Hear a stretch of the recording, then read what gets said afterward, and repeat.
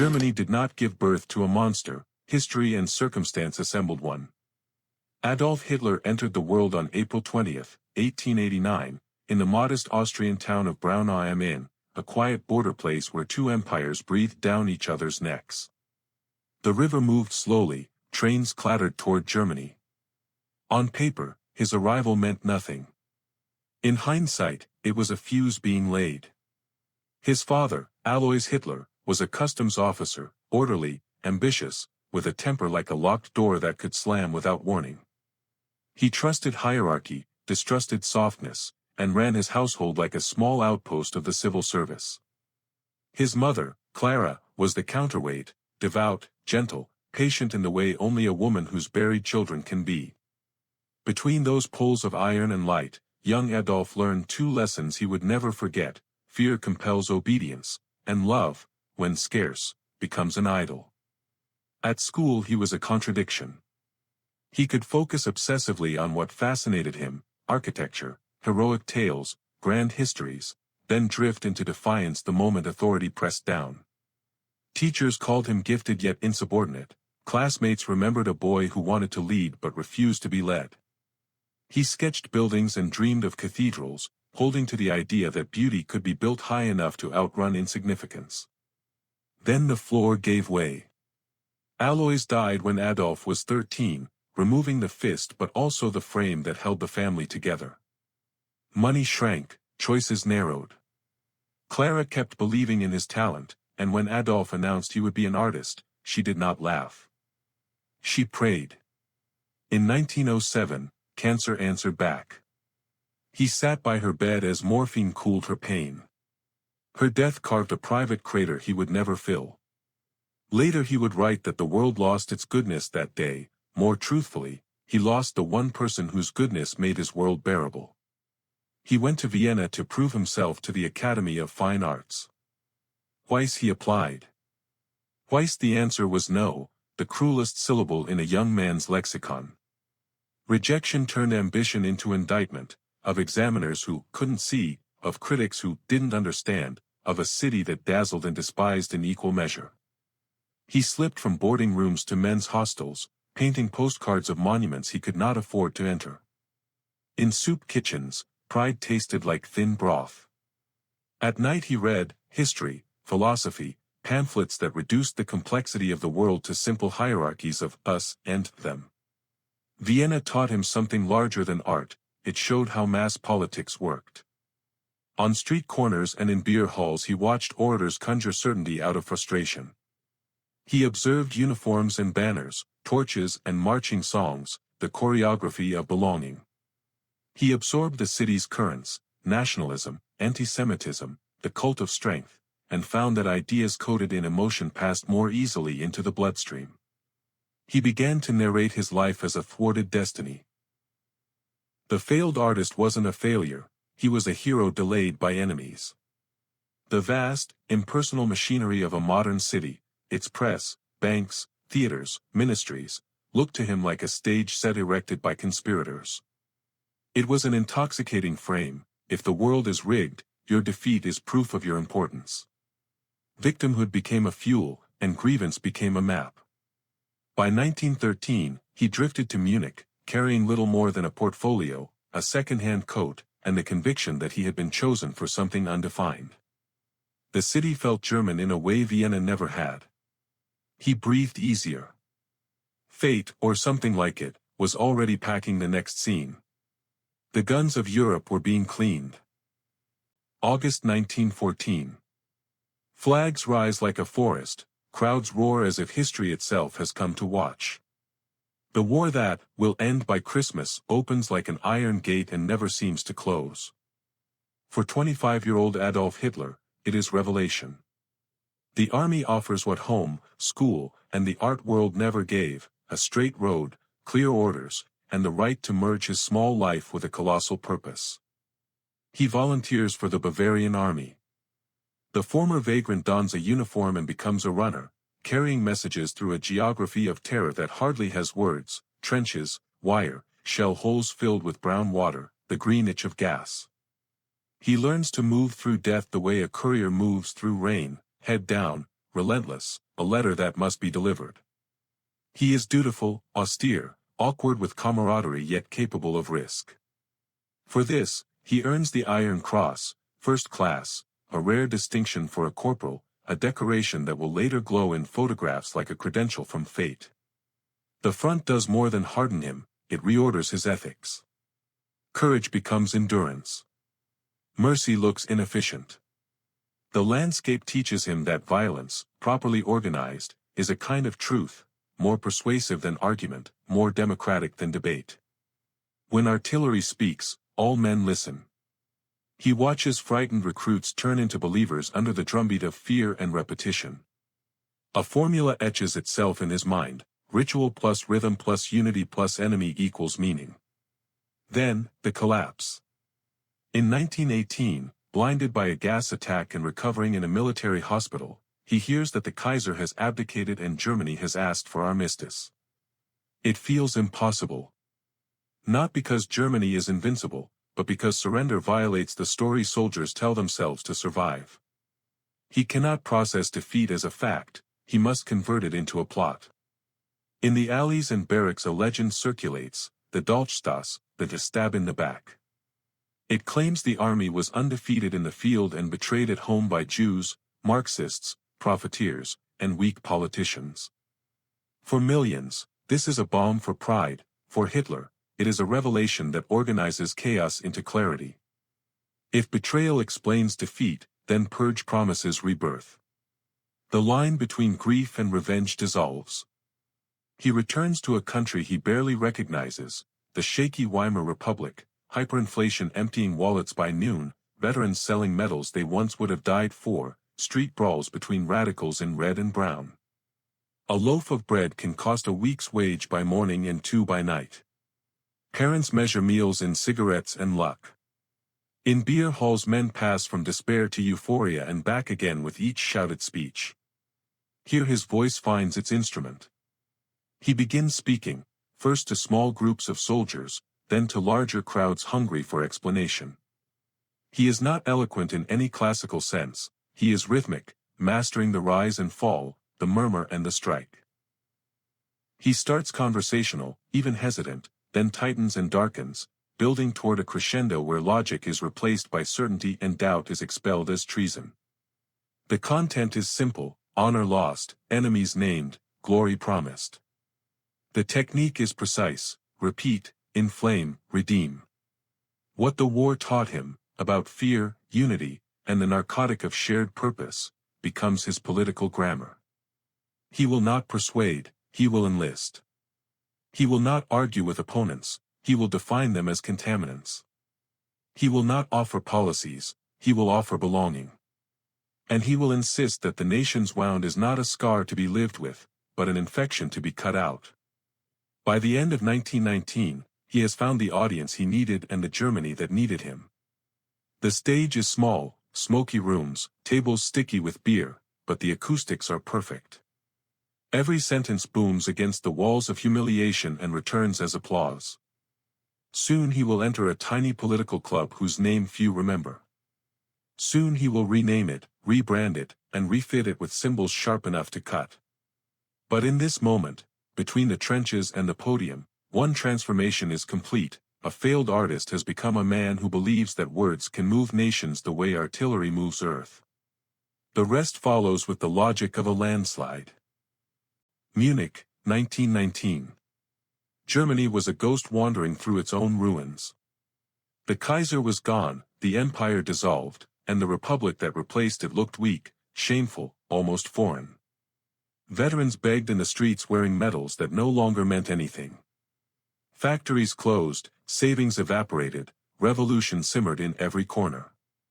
Hunger mixed with humiliation, the perfect soil for rage. In this chaos, Adolf Hitler was still a corporal without a purpose. The army, desperate to control the restless population, sent agents to spy on political meetings. Hitler was one of them. His job: sit quietly in the back, take notes, and report. But on one particular night in September 1919, he did anything but sit quietly. The meeting belonged to a tiny nationalist group, the German Workers' Party, DAP. A few dozen men argued about Germany's future while sipping cheap beer. One speaker claimed Bavaria should break away from the rest of the country. Hitler exploded. He stood up, shouted him down with such fury and precision that the room froze. When he finished, people stared, not at the argument, but at the energy. He had discovered a weapon he didn't know he carried, his voice.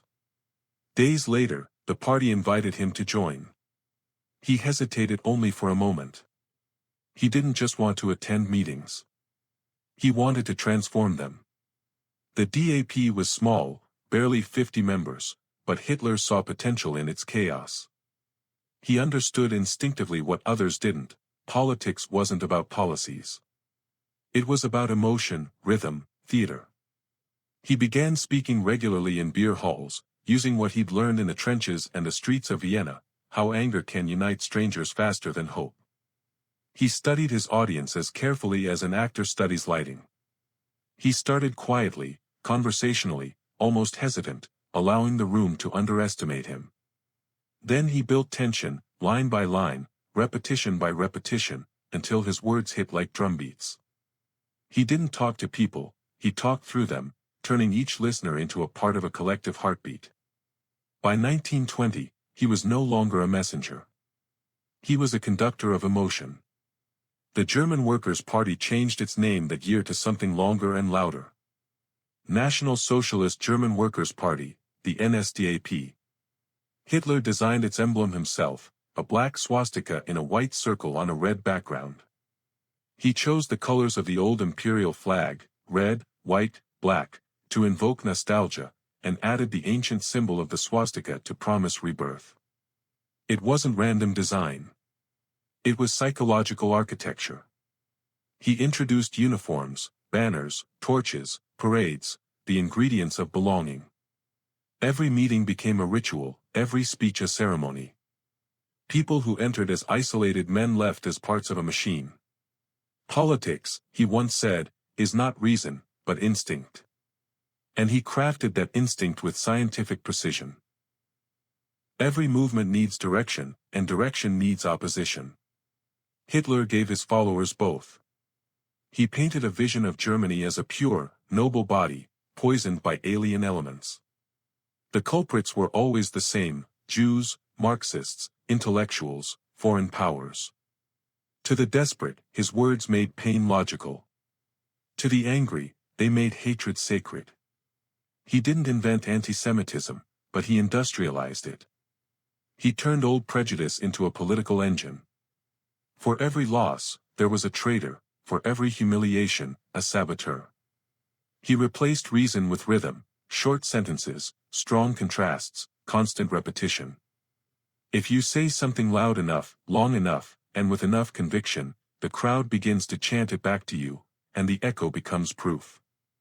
In his mind, he was not lying, he was translating truth into emotional language. He understood that most people don't seek facts, they seek meaning. Give them a story where they are victims and heroes at once, and they will defend it as if it were life itself. By 1921, the party had grown from a handful to thousands. Beer halls overflowed, fights broke out outside, newspapers began to notice.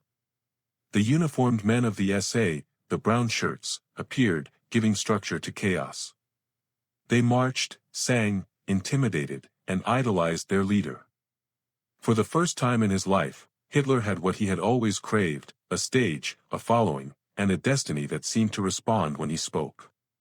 He was no longer reacting to history, he was writing it.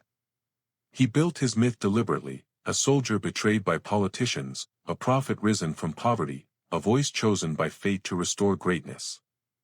People wanted to believe it because the alternative, that their suffering was meaningless, was unbearable. In public, he thundered about unity and purity; in private, he obsessed over details. He controlled lighting, banners, sound. He rehearsed his gestures before mirrors, timing every movement to the rhythm of his speech. To him, persuasion was choreography. He didn't just want to convince the mind, he wanted to possess the crowd. By late 1923, Germany was again collapsing under inflation so wild that wages turned worthless in hours. People carried money in wheelbarrows. Bread cost billions of marks. The Republic seemed to be dissolving in real time, and Hitler decided the moment had come. On November 8, 1923, he marched into a Munich beer hall where local leaders were meeting. Pistol in hand, he fired a shot into the ceiling and shouted, "The national revolution has begun." It hadn't. The plan was chaos wrapped in theater. Within hours, police and army units crushed the rebellion. 16 of his followers died on the street. Hitler fled, then was arrested. The beer hall putsch failed, but the trial that followed transformed him. Before the judges, he did not apologize. He preached. He cast himself not as a traitor, but as a patriot betrayed by cowards. Reporters wrote down every word, newspapers printed his speeches in full. For the first time, the whole nation heard his name. He was sentenced to 5 years in prison, but served only 9 months. Those months were not wasted. In his cell in Landsberg, he dictated his ideas, part memoir, part prophecy, to his loyal follower Rudolf Hess. The book would be called Mein Kampf. Behind bars, he redefined defeat as destiny. The failure of the putsch became a test of faith, prison became the desert from which prophets emerge. He concluded that power must not be seized by violence, it must be won through the system itself, through elections, propaganda, and patience. He wrote about the masses not as individuals but as a single creature, emotional, female, and easily led. The broad mass of a nation, he wrote, will more easily fall victim to a big lie than to a small one. To him, democracy was not a principle, it was a doorway. You walk through it to destroy it from the inside. When he walked out of prison in December 1924, he was no longer just a failed revolutionary. He was a man with a blueprint, an ideology that fused nationalism, myth, race, and revenge into one intoxicating narrative. He would now begin to build a machine powerful enough to turn that narrative into reality. A movement that would rewrite Germany's soul, one speech, one symbol, one lie at a time. Germany in the late 1920s was a nation searching for gravity. The wounds of the Great War had scabbed but never healed. The Weimar Republic stumbled from crisis to crisis, too liberal for conservatives, too capitalist for workers, too fragile for everyone. Unemployment rose, inflation returned, politicians fell like dominoes. In that fog of frustration, one man offered not compromise, but certainty. Adolf Hitler, newly released from prison, returned to a country ready to listen. He looked older but calmer, his temper cooled into strategy. He realized that bullets had failed him, now he would use ballots. The path to power would not be through insurrection, it would be through illusion. If Germany believed in him, he could make belief itself a weapon. The NSDAP, banned after the failed coup, had been reconstituted. But it was no longer a rowdy club of radicals, it was becoming a movement. Hitler built it like an engineer builds a machine, every gear had a function. The propaganda department produced posters and pamphlets with a single, hypnotic message, Germany awake. The SA patrolled the streets, turning rallies into displays of discipline. Uniforms, flags, and slogans fused politics with theater. He wasn't merely selling policies. He was selling identity, a sense of belonging to something pure, proud, and eternal. The Führer cult began not from his command, but from the people's hunger to believe in someone who seemed unbreakable. To the unemployed man, he promised dignity. To the veteran, revenge. To the middle class, stability. To the young, purpose. Each heard what they needed to hear, and called it truth. By 1930, the party's rallies filled sports arenas. The swastika banners hung like crimson walls. Hitler appeared on stage under spotlights, silent for long minutes as the crowd chanted his name. Then he began, softly, almost intimate, before ascending into rage and salvation. To his listeners, it felt less like politics and more like revelation. He was not speaking to them, he was awakening something within them. He understood the psychology of crowds with surgical precision. He knew when to pause, when to shout, when to let the audience finish the sentence for him. They were not spectators, they were participants in a ritual. And rituals create faith. No movement can live on passion alone. It needs a narrative, constantly fed, endlessly repeated. For that, Hitler relied on his most gifted disciple, Joseph Goebbels. Goebbels turned the Nazi Party into a media empire, newspapers, posters, cinema, radio, even children's books. He once wrote, "Propaganda is not about truth. It's about effect." Together, they learned to control not what people thought, but how they thought. They didn't need to convince everyone, they only needed to create a world where disbelief was exhausting. The message was simple: Germany has risen again, through him. Every success, every recovery, every job created was credited to the Führer. Every problem was blamed on hidden enemies, Jews, communists, traitors, critics. Reality itself became elastic. Goebbels used radio, the new voice of modernity, to pipe Hitler directly into German homes. His speeches crackled through loudspeakers in factories, classrooms, and public squares. Even those who doubted him couldn't escape the sound. He became an echo that lived in the walls. But belief needs monuments. Here stepped in Albert Speer, the young architect who could translate ideology into stone. Under his direction, rallies became stagecraft on an industrial scale. At Nuremberg, cathedrals of light rose from the ground, vertical beams forming luminous pillars that turned night into divinity. Hitler stood at the center like a priest of a new religion, his image magnified by geometry and light. Cameras rolled, newsreels immortalized him. The line between faith and fear vanished. Everything was design. The salute, one arm extended, palm open, became a gesture of surrender disguised as respect. The titles changed, too. He was no longer Herr Hitler, but der Führer, the leader. He wasn't a man anymore. He was a mirror. People saw in him what they wanted to see: a savior, a warrior, a father, a myth. That transformation was deliberate. He encouraged the cult but pretended to reject it, saying, "I am nothing without you, my people." The illusion of humility made devotion deeper. His portrait hung beside the crucifix, his birthday became a national holiday. Children learned his name before they learned their prayers. By 1933, democracy surrendered itself. The Reichstag fire provided the excuse to crush opposition, emergency decrees silenced the press, banned parties, and filled prisons with dissenters. Freedom died to the applause of those who feared chaos more than tyranny. The propaganda machine shifted gears. Now it didn't just glorify him, it erased alternatives.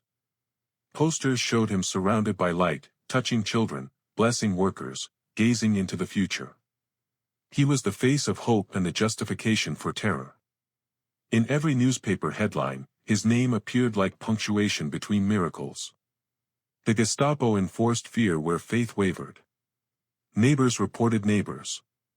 Teachers corrected students who failed to greet the morning with "Heil Hitler." The line between private and public vanished. To doubt him, even in thought, became dangerous. The country itself became an echo chamber of one voice. And yet, millions didn't feel enslaved. They felt uplifted. That was the genius, and the horror, of his manipulation. He didn't conquer Germany with force, he seduced it with purpose. To understand his hold, one must understand his method. He gave people what modern life had taken: clarity, hierarchy, belonging. He replaced anxiety with certainty, complexity with symbols, choice with obedience. Each element of his rule appealed to emotion before intellect. The rallies offered transcendence. The speeches, meaning. The propaganda, rhythm. And the terror, silence. The collective euphoria masked individual emptiness. And that emptiness became his empire's foundation. The more people surrendered to him, the less they had left of themselves. He once told Speer, "A truly great leader must remain a mystery." And mystery, wrapped in fear, became divinity. By the mid-1930s, Adolf Hitler was no longer a politician. He was a national hallucination, the embodiment of Germany's dreams and nightmares fused into one living symbol. He had built a mirror so vast that an entire nation disappeared inside it. And in that reflection, the next and darkest chapter of human history was already beginning to take shape. By the late 1930s, Germany no longer asked who Hitler was. It asked only what he would decide next. The individual mind had dissolved into a single, collective pulse. Children carried his portrait in parades, mothers wrote letters thanking him for bread and work, generals bowed to his intuition as if it were prophecy. A country of thinkers and poets had become an orchestra tuned to one conductor. The transformation was complete. Factories produced both radios and weapons, every voice from every loudspeaker carried the same tone, exaltation. To disagree was not merely unwise, it was blasphemy. Even silence could be suspicious. Fear and faith intertwined until they became indistinguishable. Hitler had turned emotion into architecture, belief into bureaucracy. The Gestapo listened, the SS enforced, and the people applauded the efficiency of their own cage. Propaganda no longer persuaded, it simply defined reality. When the Führer spoke of destiny, newspapers printed the word with capital D. When he pointed to the map, borders moved like ripples on water. In his mind, the world was not a set of nations but a stage for struggle. Peace was weakness, conflict was proof of life. He divided humanity into predators and prey, convinced that mercy was decay disguised as virtue. He dreamed of empire, not as conquest, but as correction, the natural order restored by willpower. By 1936, his armies marched into the demilitarized Rhineland. No shot was fired, no punishment came. Europe watched, cautious and tired. Each gamble without consequence confirmed his invincibility. He mistook restraint for fear, diplomacy for surrender. The myth of infallibility solidified, if he willed it, history obeyed. When Austria fell into his grasp in 1938, the crowds did not resist, they cheered. Old neighbors draped swastikas from balconies. It looked like reunion, it felt like salvation. The next target was Czechoslovakia. Then Poland. And when the tanks rolled across the border in September 1939, the illusion became global. The speeches shifted tone. No longer about restoration, now about purification. The war was not portrayed as aggression but as deliverance. Germany, he claimed, was defending civilization itself from the infection of degeneracy. And millions believed. Total war required total devotion. Goebbels' propaganda wove sacrifice into the fabric of daily life, posters showed soldiers as saints, mothers as martyrs, and Hitler as the father of them all. The radio repeated his voice so often that it became the country's heartbeat. Each loss was redefined as heroic, each atrocity, as necessity. The crowd still gathered, even as bombs began to fall. They listened not for information, but for reassurance, the tone, the certainty, the rhythm of control. He told them that victory was inevitable because it was willed. He told them that suffering was proof of righteousness. The greater the pain, the purer the cause. Inside this logic, compassion died quietly. Doctors became executioners, bureaucrats became logisticians of death, soldiers became believers acting out theology with bullets. The line between obedience and worship blurred until morality itself collapsed. People no longer asked, "Is it right?" but "Is it German?" In the shadows of that faith rose the Holocaust, a system so vast and impersonal that it disguised horror as procedure. Train schedules replaced conscience. Numbers replaced names. The same administrative discipline that once built highways now built extermination camps. Hitler rarely visited them. He didn't need to. His words had done their work. He had created a moral vacuum filled with command. When the orders reached the camps, they were carried out not by sadists alone, but by ordinary men who believed they were protecting civilization. That was the final victory of manipulation, to make murder feel like duty. The Russian winter swallowed armies whole, the Allies bombed cities into dust, hunger returned, this time without hope. But the propaganda machine didn't stop. It couldn't, because the lie had become the only thing holding the nation together. Even as defeat loomed, Hitler's broadcast spoke of secret weapons, divine fate, and imminent triumph. He replaced strategy with faith, reality with conviction. His circle shrank to sycophants and ghosts. Generals who questioned him vanished, reports of losses were rewritten as victories. He began moving divisions that no longer existed, commanding armies of ink on maps. When Berlin burned, he spoke of miracles. When the Reich crumbled, he blamed betrayal. The pattern never changed, the enemy was always external, guilt never touched him. In April 1945, the Third Reich lay in ruins. Tanks of the Red Army closed around Berlin. In the underground bunker, Hitler raged at maps that no longer represented reality. His world had shrunk to concrete walls, stale air, and loyalists reciting illusions. Even then, his belief did not break, only turned inward. He convinced himself that death was victory, that the German people had failed him, not he them. On April 30th, he ended his life with the same precision he once used to stage his speeches, rehearsed, methodical, symbolic. Above ground, artillery thundered, below, silence. The empire of emotion had imploded into a single, soundless act. When the smoke cleared, Germany stared into the crater he left behind. Cities flattened, millions dead, a generation poisoned by belief. The world asked how one man could have done this. The harder question was why so many had helped. The answer lay not in madness, but in mechanics, the careful construction of trust, fear, repetition, and myth. He had shown that a crowd, when deprived of critical thought, becomes a weapon against itself. He had proven that evil does not require monsters, only followers who mistake obedience for morality. The ruins of Berlin were not just the end of a regime, they were the monument to a psychological truth. That when a nation stops thinking, it starts obeying. When it stops questioning, it starts believing. And when belief replaces reason, anything, absolutely anything, becomes possible. In the end, Adolf Hitler did not simply destroy Germany. He demonstrated how easily intelligence can kneel before certainty. How quickly the human need for purpose can be twisted into the machinery of worship. And how the mind of one man can, for a time, replace the mind of a nation. The war ended. But the warning remained.